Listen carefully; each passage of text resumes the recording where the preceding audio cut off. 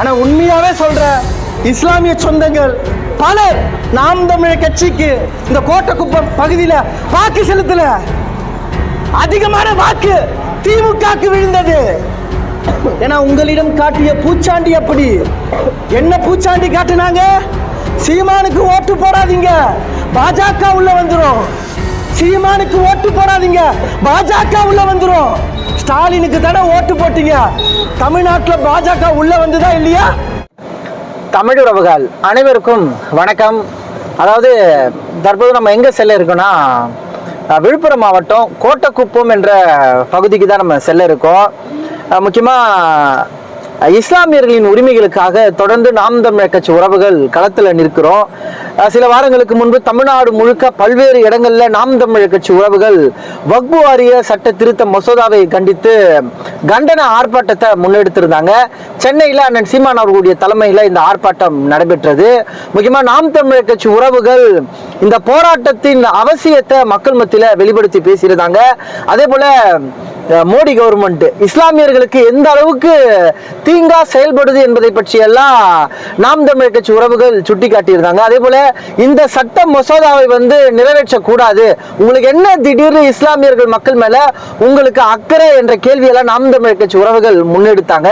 குறிப்பா தற்போது நாம மீண்டும் வக்பு வாரிய திருத்த மசோதா சட்டத்தை கண்டித்து கோட்டக்குப்பத்தில் கண்டன ஆர்ப்பாட்டம் நடைபெற இருக்கு. இந்த ஆர்ப்பாட்டத்தில் கலந்து கொள்ள தான் நம்ம செல்றோம். இப்போ முக்கியமாக இந்த ஆர்ப்பாட்டத்தில் அங்கே நடக்கக்கூடிய ஒரு சில செய்திகள் எல்லாம் உங்களோட நான் பகிர்ந்து கொள்கிறேன். அதற்கு முன்னாடி நம்ம இன விடுதலை வலையொலியை சப்ஸ்கிரைப் பண்ணாமல் யாராவது பார்த்தீங்கன்னா மறக்காம சப்ஸ்கிரைப் பண்ணுங்க, ஆதரவு தாங்க. வாங்க காணொலிக்குள்ள செல்லலாம்.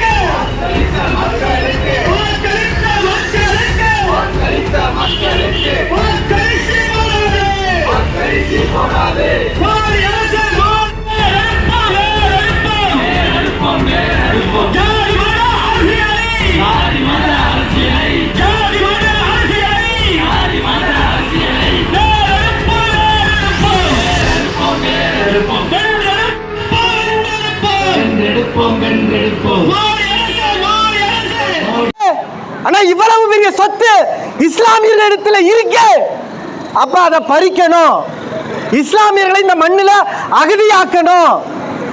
நான் முன்னாடியே சொன்னது போல அவர்களுடைய நோக்கம் ஒரே மதம் இருக்கணும், அதனால இஸ்லாம் மதத்தை அழிக்கணும். அதற்கு என்னென்ன வழி இருக்கோ அந்த வழியில தான் வக்பு சட்டத்தில் இந்த மோடி அரசாங்கம் கை வச்சிருக்காங்க. இப்ப நீங்க யோசிச்சு பாருங்க, தமிழ்நாட்டுக்கு மோடி வராரு, ராமேஸ்வரம் வராரு, ரயில்வே பாலத்தை திறந்து வைக்கிறதுக்காக மோடி வராருன்னு சொல்லிட்டு பல நூற்றாண்டுகளாக இருக்கக்கூடிய அங்கிருந்த மசூதிய திரையால மூடுறாங்க. மோடி வராரா, தமிழ்நாட்டுக்கு மோடி வரதால மசூதியை மூடுறாங்க. அரபு நாட்டுக்கு மோடி போறாரு, அங்க மசூதியை மூட முடியுமா? நான் மக்கள் கிட்ட கேட்கிறேன். அப்ப தமிழ்நாட்டில் யாருக்கான ஆட்சி நடந்துட்டு இருக்கு? வெளியில பேசும்போது மட்டும் நாங்க பாஜகவை எதிர்க்கிறோம், மோடி பாசிச ஆட்சி, பாஜகவை காலுன்ற விடமாட்டோம் என ஸ்டாலின் அவர்கள் மேடை போட்டு பேசுறாரு.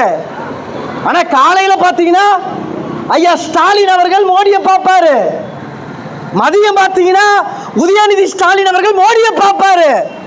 நான் மக்களுக்கு சொல்றேன், கோட்டக்குப்பம் பகுதியில் இஸ்லாமிய மக்கள் பெருகி வாழ்றீங்க, உங்ககிட்ட நான் பேசுறேன்.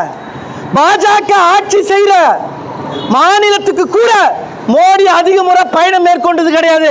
ஆனா இந்த ஸ்டாலின் ஆட்சி செய்யற இந்த தமிழ்நாட்டில் மோடி அதிக முறை பயணம் மேற்கொள்றாரு. இதுல இருந்து நீங்க ஒன்று தெரிஞ்சுக்கணும், பாஜகவின் மெயின் டீமாக இந்த திமுக செயல்படுது. அதை நீங்க தெரிஞ்சுக்கணும். இன்னைக்கு நாம் தமிழர் கட்சி உறவுகள் இந்த வக்பு சட்ட திருத்தத்தை கண்டித்து ஆர்ப்பாட்டம் நடத்துறோம். எளிய பிள்ளைகள் நாங்கள். இதே கோட்டக்குப்பத்தில் 2016 சட்டமன்ற தேர்தல், 19 பாராளுமன்ற தேர்தல், 21 சட்டமன்ற தேர்தல், 24 பாராளுமன்ற தேர்தல், இதே கோட்டக்குப்பத்தில் நாம் தமிழர் கட்சி உறவுகள் உங்களிடம் நாங்கள் வாக்கு கேட்டோம். ஓட்டு போடுங்க. திமுகவிடம் அதிகாரத்தை கொடுக்காதீங்க. இஸ்லாமியர்களின் உரிமைகளுக்காக இந்த திமுக எந்த இடத்திலும் உண்மையும் நேர்மையுமாக நிற்காது. இது பாஜக அரசாங்கத்துக்கு துணை போகும் என்று நாங்க பேசினோம், ஓட்டு கேட்டோம். ஆனா உண்மையாவே சொல்ற இஸ்லாமிய சொந்தங்கள் பலர் நாம் தமிழர் கட்சிக்கு இந்த கோட்டக்குப்பம் பகுதியில் வாக்கு செலுத்தல. அதிகமான வாக்கு திமுகக்கு விழுந்தது. ஏன்னா உங்களிடம் காட்டிய பூச்சாண்டி அப்படி. என்ன பூச்சாண்டி காட்டினாங்க? சீமானுக்கு ஓட்டு போடாதீங்க, பாஜக உள்ள வந்துரும். சீமானுக்கு ஓட்டு போடாதீங்க, பாஜக உள்ள வந்துரும். ஸ்டாலினுக்கு தானே ஓட்டு போட்டீங்க. தமிழ்நாட்டில் பாஜக உள்ள வந்ததா இல்லையா? உள்ள வந்ததா இல்லையா? நம்ம அப்பா ஸ்டாலின் தான் அப்படின்னு நம்புறீங்க. அவரு நமக்கு அப்பா இல்லை. அவரு நமக்கு அப்பா இல்லை. அவர் யாருக்கு அப்பானா? அண்ணா பல்கலைக்கழகத்தில் அந்த மாணவி வன்புணர்வு செய்யப்பட்டாங்கள, அந்த வன்புணர்வு செய்தால அவனுக்கு தான் ஐயா ஸ்டாலின் அப்பா. நமக்கு எப்படி அப்பாவா இருக்க முடியும்? நபிகள் நாயகத்தின் சித்தாந்தத்தை பின்பற்றக்கூடிய நமக்கு எப்படிங்க ஐயா ஸ்டாலின் அவர்கள் அப்பாவா இருக்க முடியும்? அது வேற சும்மா பீழா வர்றது. யாராச்சும் ஒருத்தர் ஏதாச்சும் ஒரு இடத்துல ஐயா ஸ்டாலினை அப்பான்னு ஏத்திருக்குமாங்க? சொல்லுங்க.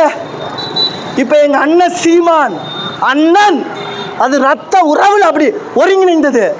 அப்படி ரத்த உறவுல ஐயா ஸ்டாலின் அப்பான்னு நீங்க ஏத்திருக்கீங்களா?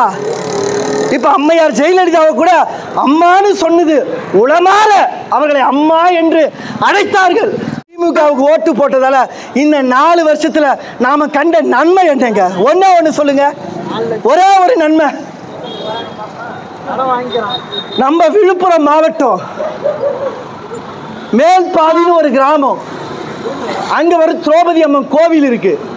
அந்த கோவிலுக்குள்ள சக மனித வழிபட முடியலங்க. சக மனிதன் வழிபட முடியல. கேட்டா இது பெரியார் மண்ணு. இது பெரியார் மண் இல்ல, மயிறு மண்ணு. எது பெரியார் மண்? சக மனிதன் கோவிலுக்குள்ள கூட செல்ல முடியாது என்ற ஒரு நிலை இருக்கு. இது பெரியார் மண்ணாடா? அண்ணா பூமி பெரியார் மண்ணு. ரக்கங்கட்ட பயலுங்க இன்னும் இப்படியா பேசுறாங்க?